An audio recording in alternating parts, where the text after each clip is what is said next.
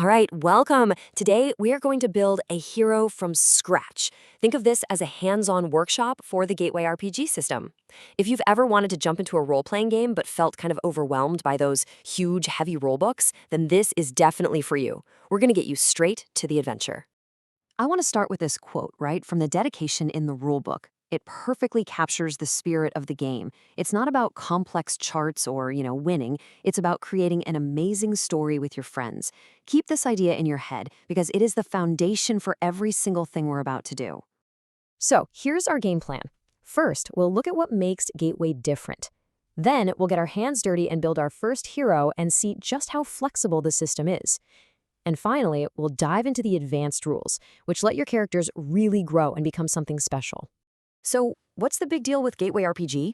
Well, in a world full of dense, complicated rulebooks, Gateway is exactly what its name says it is, an open door, a real entry point into the hobby. Let's break down what makes it tick. The whole design philosophy here is just brilliant. It takes that classic D20 foundation that so many of us love, the 6 core stats, the thrill of rolling that 20-sided die, the basics of combat, but it just cuts away all the baggage.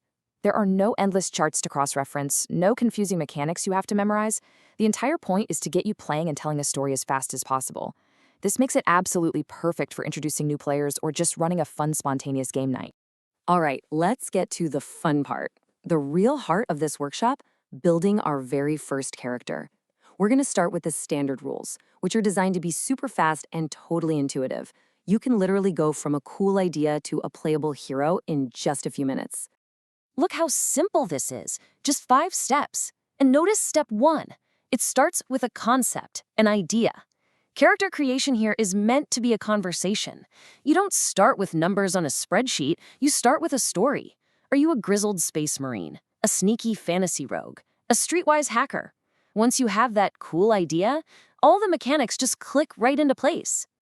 Okay, if you only remember one thing, make it this. This is the engine that drives the entire game. It's so elegant. Instead of adding a bunch of little pluses and minuses to your rolls, it's just this. You either have proficiency or a deficiency. If you're proficient at something, that's the plus sign, you get to roll 2 d20s and take the higher number. That's called having advantage. If you're deficient, the minus sign, you roll 2 d20s and have to take the lower one. Disadvantage. It's a simple mechanic that makes your character's strengths and weaknesses feel really meaningful on every single roll. And here are the building blocks, the old familiar friends. These 6 traits cover pretty much everything your character might do, from swinging a sword to talking their way past a guard. Those proficiencies and deficiencies we just talked about, we're going to apply them directly to these traits, defining who your hero is at a single glance. And this is where the simplicity really shines. Calculating your defense and health is so easy. Your armor class, or AC, is based completely on your dexterity. If you have proficiency in it, your AC is 14. Deficient, it's 10. And if it's just neutral, you're a 12. Same exact deal for hit points, which are tied to constitution. No complex math, just an immediate result that makes sense based on your choices. Okay, theory's over. We've got the rules down. Now, let's put them to the test. I'm going to do a lightning round and create 3 totally different characters in 3 completely different genres just to show you how ridiculously flexible this simple system really is. First up, a fantasy classic. Meet Dag, strong in the arm, our dwarf barbarian. He's a classic archetype, right? So we'll give him proficiency in strength. He's really good at hitting things. To balance him out, we'll give him a deficiency in intelligence. He's not exactly a scholar. Everything else is neutral. And because his dexterity and constitution are neutral, his AC is 12 and his HP is 4. Simple, thematic, and he's ready to go. Now, let's switch gears. Jump to a whole new universe. This is Duke Starslayer, the space wizard. He's quick and agile with his laser sword, and he's attuned to some kind of cosmic energy. So we're giving him proficiency in both dexterity and wisdom. But he's what we call a glass cannon, so we'll give him a deficiency in constitution. And look what that does. He gets a high AC of 14, but he only has 3 HP. See how the same rules create a completely different character feel? And for our last one, let's jack into the neon-drenched streets of a cyberpunk world. Meet Glitch, a street hacker. Her brain is her greatest weapon, so we'll give her proficiency in intelligence for hacking and all things tech. She spent way more time at a computer terminal than in a gym, though, so she gets a deficiency in strength. With neutral dex and con, she's got a balanced 12 AC and 4 HP. 3 characters, 3 genres, all made in just a couple of seconds. Okay, so that's awesome for getting started, but what if you want more detail? What if you're running a longer campaign and want more fine-tuned control over what your character can do? Well, that's where the optional advanced rules come in. Let's level up our game. So the whole big idea behind the advanced rules is one simple but powerful change. Instead of being proficient in all of dexterity, you might now be proficient in a specific skill, like stealth, but maybe you're deficient in acrobatics, even though both use dexterity.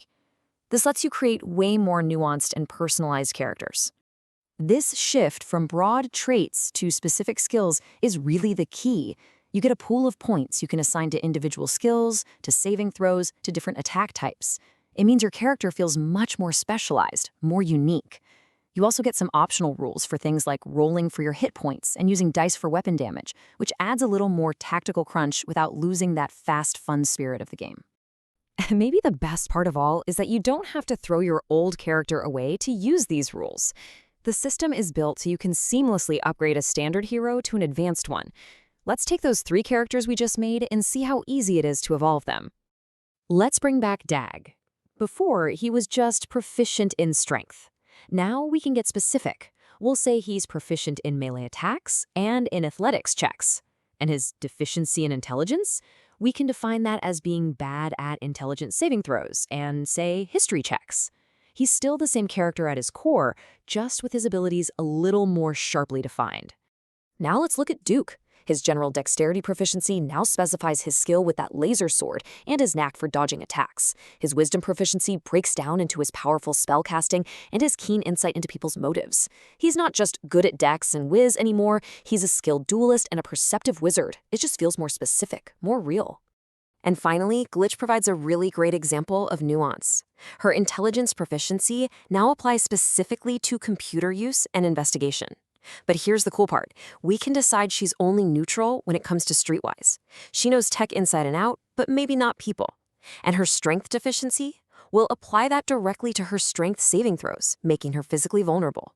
This lets you create a character who's a genius in one area, but totally average in another, all under the same core trait.